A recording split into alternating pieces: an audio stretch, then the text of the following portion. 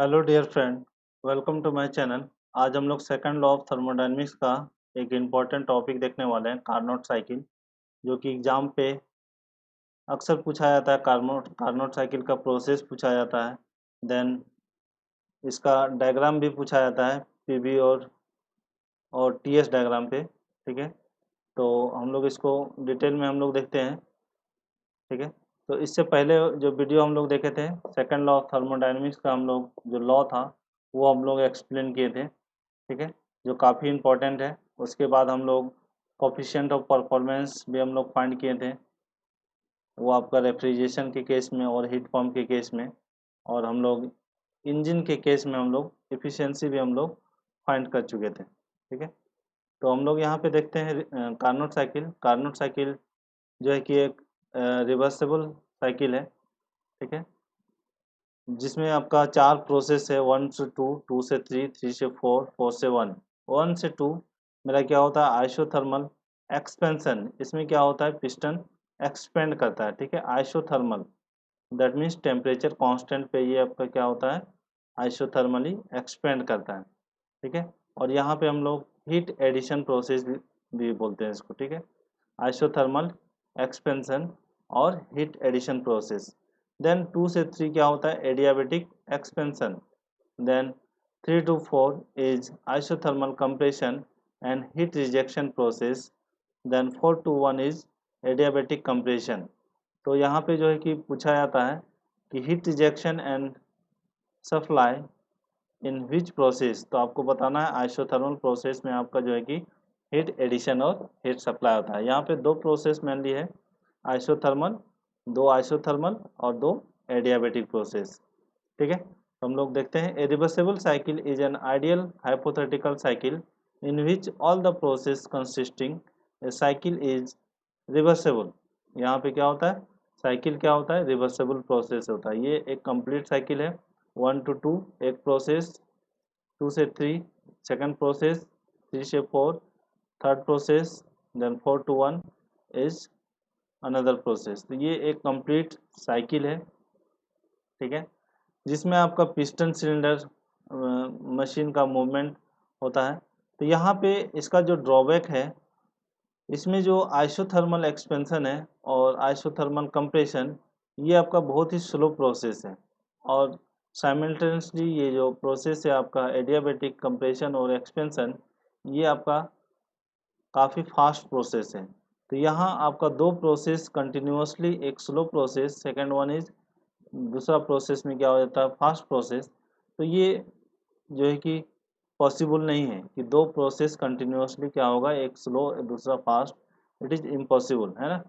तो इसीलिए इसको हम लोग क्या बोलते हैं, ये हाइपोथेटिकल प्रोसेस है। ठीक है, तो it consist of two isothermal and two adiabatic process. ये पूछा भी जाता है इसमें ऑब्जेक्टिव में, कार्नोट साइकिल में क्या क्या प्रोसेस होता है। ठीक है, तो आपको याद रखना है। In isothermal condition the piston must be move at very slow speed.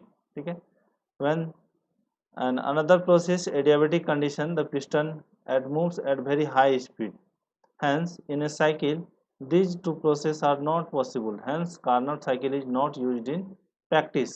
तो कार्नोट साइकिल को हम लोग कहाँ पे यूज करते हैं, for comparing the other cycle, compare करने के लिए हम लोग यूज करते हैं कार्नोट साइकिल को। ठीक है, तो हम लोग कार्नोट साइकिल थ्योरम हम लोग देखते हैं। कार्नोट एक साइंटिस्ट हैं, वो उन्होंने ही इस थ्योरम को लिखा है और उन्हीं के द्वारा ये क्या ये थ्योरम है। According to this theorem reversible engine have the highest efficiency compare to irreversible engine working between the same temperature limit. अगर दो कोई इंजन है, एक आपका इरिवर्सेबल इंजन, दूसरा आपका रिवर्सेबल इंजन, तो यहाँ पे हम लोग बोल सकते हैं कि रिवर्सेबल इंजन का जो इफिशिएंसी होगा वो क्या होगा, वो ज़्यादा होगा as compare to irreversible engine. ठीक है, तो यहाँ पे हम लोग एज्यूम कर लिए हैं E1 जो है आपका इरिवर्सेबल है एंड E2 क्या है, मेरा रिवर्सेबल है। ठीक है, तो हम लोग इसको देखते हैं थोड़ा सा डिटेल में, और ऐसे ये detail, let us assume that efficiency of irreversible engine is greater than reversible engine. हम लोग जो कंडीशन है थ्योरम का, उसके ऑपोजिट हम लोग क्या किए हैं, इसको एज्यूम किए हैं। ठीक है, उसके अपोजिट हम लोग इसको क्या किए, एज्यूम्ड किए हैं। तो efficiency of irreversible is greater than efficiency of reversible engine. तो एफिशिएंसी क्या होता है, आउटपुट बटा input, work output by heat supply that is Q1 in case of irreversible engine. ठीक है, ये आपका इरिवर्सिबल इंजन, ये आपका वर्क आउटपुट है और ये आपका हीट सप्लाई है। तो सिमिलरली हम लोग रिवर्सिबल के केस में हम लोग देखते हैं वर्क आउटपुट और हीट सप्लाई। ठीक है, तो in this case heat supply क्या हो जाएगा, दोनों ही में Q1 है, तो हम लोग यहाँ से बोल सकते हैं work output in irreversible process is more. ठीक है, तो हम लोग यहाँ पे अब क्या करते हैं, जो इंजन E2 है उसको हम लोग क्या करते हैं, रिवर्स करते हैं। Now E2 is reverse. ठीक है, since E2 is reversible heat engine, ये क्या है, रिवर्सेबल हीट इंजन है, इसलिए हम लोग इसको क्या किए हैं, रिवर्स किए हैं। तो यहाँ पे जो मेरा ये जो रिवर्सेबल हीट इंजन है, इसमें आपका heat absorb heat supply Q2 करेगा और हीट रिजेक्ट करेगा Q1। ठीक है, देन आपका यहाँ पे जो है कि हीट एब्जॉर्ब करेगा Q1 एंड हीट रिजेक्ट करेगा Q2।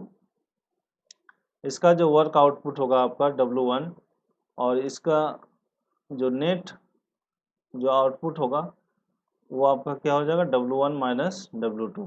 तो सम अमाउंट ऑफ वर्क जो है कि इसको वर्क करने के लिए आपको यहाँ पे W2 यूज होगा। ठीक है, तो यहाँ पे हम लोग देख रहे हैं ये जो आपका हीट रिजेक्शन है, यही आपका क्या हो रहा है, हीट सप्लाई हो जा रहा है यहाँ पे। दैट मीन्स यहाँ पे जो मेरा सोर्स का जो टेम्परेचर है उसका इम्पोर्टेंस ख़त्म हो जा रहा है। तो हम लोग बोल रहे हैं कि यहाँ जो है कि सेकंड लॉ ऑफ थर्मोडायनेमिक्स को जो लॉ है उसको वायलेट्स कर रहा है। ठीक है, violates the Kelvin Planck statement and hence our assumption is wrong. ठीक है, तो इसका डिटेल एक्सप्लेनेशन भी है। तो आपको यहाँ पे ये सिर्फ याद रखना है कि केल्विन प्लैंक स्टेटमेंट को ये वायलेट कर रहा है, इसीलिए ये आपका जो है कि efficiency of 2 is greater than efficiency of 1। तो यहाँ पे कुछ इंपॉर्टेंट पॉइंट है जो कि आपको याद रखना है competitive exam point of view से।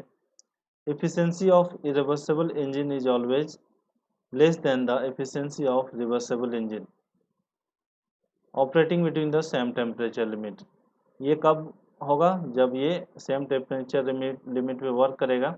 तो क्या होगा, हमेशा इरिवर्सिबल इंजन का जो इफिशिएंसी होगा वो कम होगा as compare to reversible engine. ठीक है, नेक्स्ट हम लोग देखते हैं all the reversible engine operating between the same temperature limit will have the same efficiency. जितना भी रिवर्सिबल इंजन होगा अगर वो सेम टेम्परेचर लिमिट पे वर्क करेगा तो हम लोग उसमें बोल सकते हैं कि उसका एफिशिएंसी क्या होगा, सेम होगा। That is efficiency of reversible engine depends only on temperature limit and it is independent of working fluid. तो हम लोग यहाँ पे देख रहे हैं दो टेम्परेचर लिमिट है T1 और T2। ठीक है, और यहाँ पे हम लोग डिफरेंट डिफरेंट इंजन है जो कि सेम टेम्परेचर लिमिट पे वर्क कर रहा है। ठीक है, ये आपका जो है कि ऑटो साइकिल है, डीजल साइकिल है और ये आपका डुअल साइकिल है। तीनों में आपका क्या है, वर्किंग फ्लूइड डिफरेंट डिफरेंट है। तो हम लोग बोल सकते हैं ये रिवर्सेबल इंजन अगर होगा है तो ये हम लोग बोल सकते हैं कि इफिशिएंसी जो है तीनों का सेम होगा। ठीक है, अगर ये रिवर्सेबल इंजन है तब, इरिवर्सेबल होगा तो फिर डिफरेंट डिफरेंट होगा। ठीक है, तो ये इम्पोर्टेंट पॉइंट है कुछ कार्नोट साइकिल के रिगार्डिंग। तो इससे पहले प्रीवियस वीडियो लेक्चर में हम लोग देखे थे सेकंड लॉ ऑफ थर्मोडायनेमिक्स। जो नहीं देखे हैं उसको देख लीजिए, फिर इसके रिलेटेड हम लोग क्वेश्चन करेंगे, फिर वहाँ पे हम लोग डिटेल और करेंगे। ठीक है, देखेंगे वहाँ पे क्या क्या क्वेश्चन पूछा जाता है। तो ये जो हम लोग पॉइंट लिखे हैं सब, ठीक है, तो जो सब्सक्राइब नहीं किए हैं चैनल को सब्सक्राइब कर लीजिए। ठीक है, थैंक यू फॉर वॉचिंग।